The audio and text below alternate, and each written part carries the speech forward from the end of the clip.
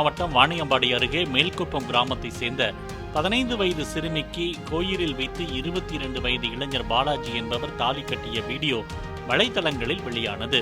இதுகுறித்து சிறுமியின் தாயார் அளித்த புகாரை அடுத்து போலீசார் சிறுமியை மீட்டு பெற்றோரிடம் ஒப்படைத்தனர்.